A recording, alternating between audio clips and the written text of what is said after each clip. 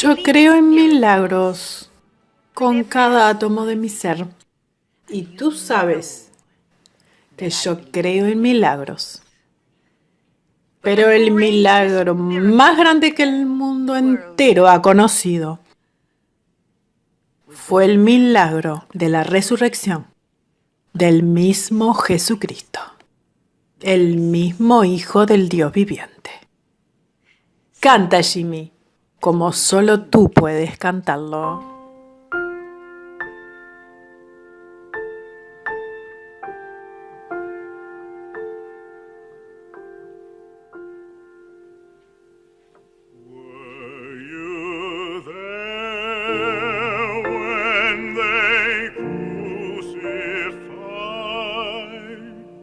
My Lord, were you there when they crucified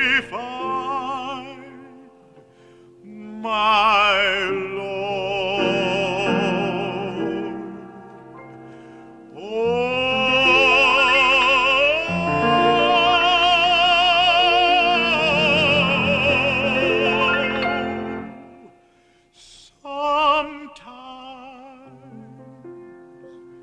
It causes me to tremble,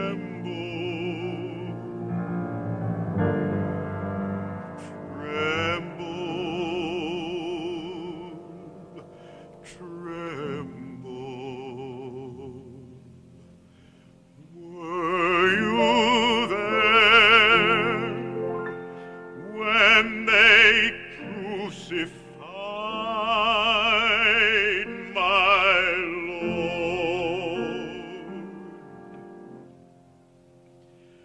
Were you there when they laid him in the tomb? Were you there when they laid him in the tomb?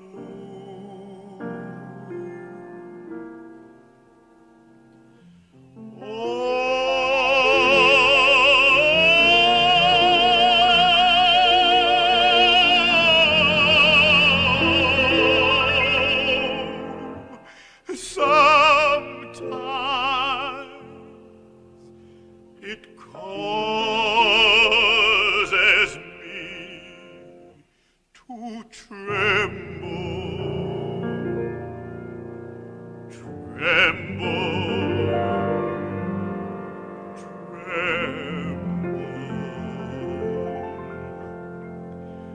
Were you there when they laid him in the tomb?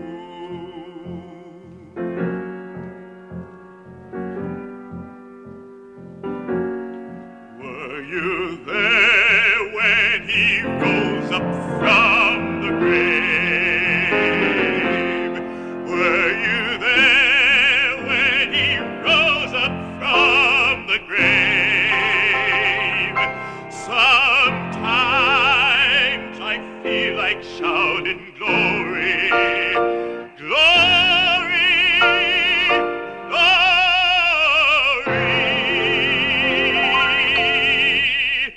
Were you there when he rose up from the grave?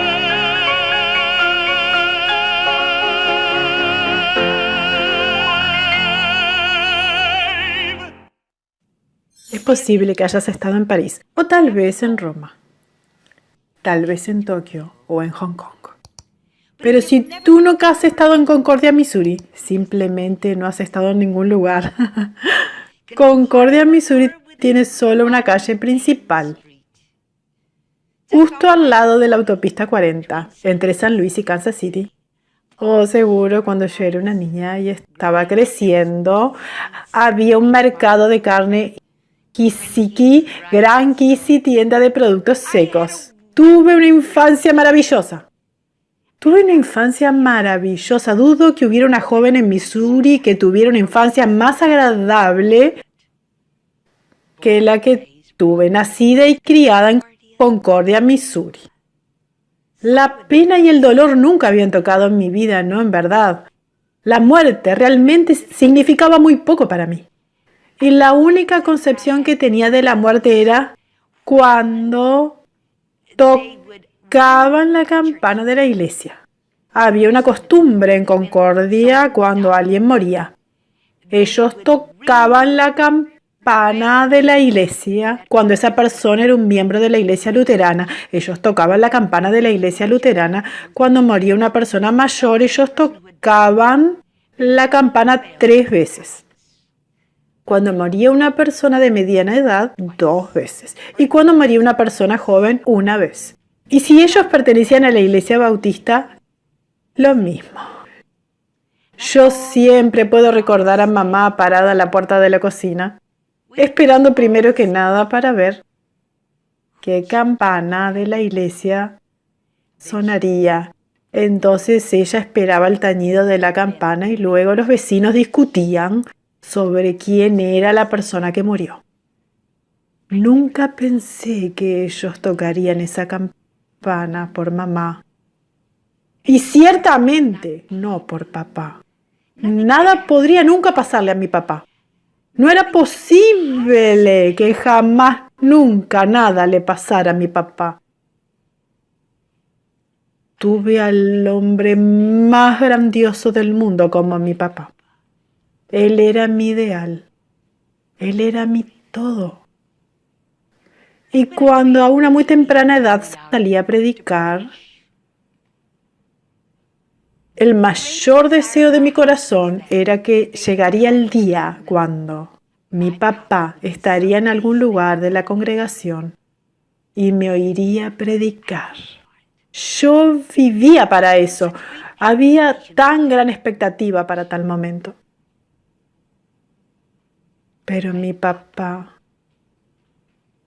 nunca me escuchó predicar. Pero llegó el día en que por primera vez el dolor tocó mi vida. Por primera vez la muerte tocó mi vida. Fue entre Navidad y Año Nuevo. Yo vivía en una habitación en el Hotel San Francisco. Incluso puedo decirte el número de habitación. 416, Denver, Colorado. Y esa última hora de la tarde, eran las 4:30 de la tarde, puedo decirte exactamente el momento. Recuerdo también ese teléfono que respondí cuando sonó y decía: Catherine, tu padre ha sido herido. Ha habido un accidente. Y él dijo: ha sido gravemente herido. Esto es tan real para mí como en el momento en que sucedió, cuando ellos dijeron: sí, está gravemente herido. Y las siguientes palabras que dije: dile a papá que voy para allá. Estaré allí lo más rápido que pueda hacerlo, pero asegúrate de decirle a papá que estoy en camino. Colgué ese teléfono. Tenía un Ford V8 color granate. Lo que puse en mi maleta no lo sé. Yo solo sé que tan rápido como pude me metí en el auto y comencé a manejar dejando Denver, Colorado. Ese frío día nevado invernal entre Navidad y Año Nuevo. Y partimos rumbo a la Concordia, Missouri. Me detuve solo para poner gasolina. No comí ni un bocado. Yo estaba entre los pocos autos en la carretera. Y luego, a unas 100 millas de la ciudad de Kansas, paré para llamar por teléfono a casa. Paré en un pequeño pueblo y la tía Belle contestó el teléfono. Dije, soy Catherine. Dile a papá que casi estoy en casa. Dile a papá que estaré allí tan rápido como me sea posible. Pero dile que estoy casi allí. Hubo silencio por un momento y luego, y la voz de Belle volvió de nuevo y dijo,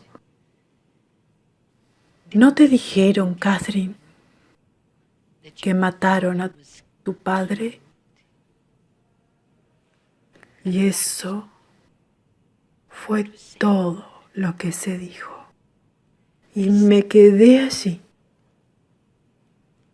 con ese tubo de teléfono en mi mano, congelada, absolutamente congelada. No puede ser. No, mi papá. No puede ser. Lentamente caminé hacia el auto.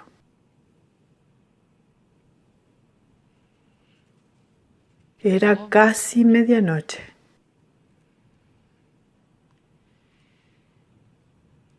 Las lágrimas corriendo por mi cara. Me subí al auto. Mi mundo entero de repente había llegado a su fin. ¿Cómo llegué a casa? No estoy muy segura. La autopista 40 era un glaciado de hielo y se convirtió en el hecho de que nadie más estaba allí con su auto en el camino. Nadie. Conduje lentamente sobre esos caminos de hielo. Cuando llegué a casa, me di cuenta que estaba enfrentando algo que nunca antes había enfrentado en mi vida.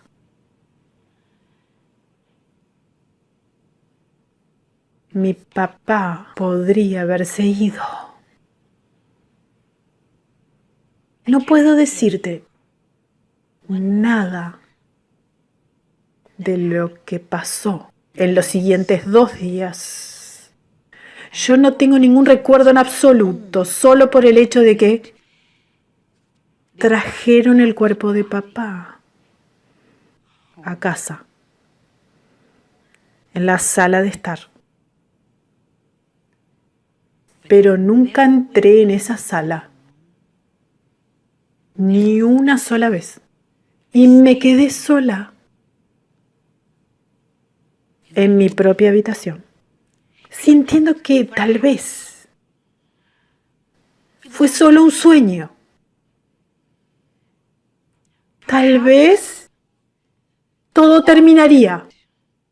Me despertaría y descubriría que era solo un mal sueño. Y papá estaría allí. Yo estaba segura de que papá estaría allí. Y si no me enfrentaba a lo que estaba pasando, tal vez eso se iría. Tal vez, solo tal vez, eso se iría. Algo pasaría y eso se iría.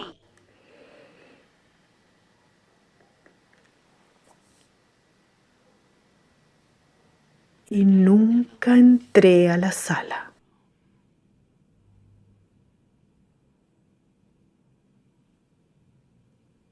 Luego llegó el día del funeral y fuimos a esa pequeña iglesia bautista.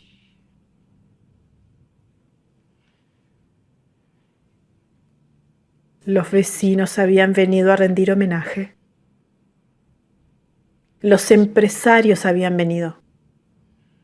Ellos habían venido de todos los lugares donde Joe Kuhlman era bien conocido. No puedo decirte nada de lo que dijo el predicador. No sé una canción que se cantó. No recuerdo nada. Hasta ese momento, cuando limpiaron la iglesia. Y recuerdo una voz diciendo: dejaremos a la familia sola. Después de que hayan visto el cuerpo, solo salgan afuera. Cuando la última persona se había ido, la misma voz dijo: antes de cerrar el ataúd, ¿te gustaría ver a tu padre por última vez? Nosotros nos sentamos allí. Allí estaba mamá.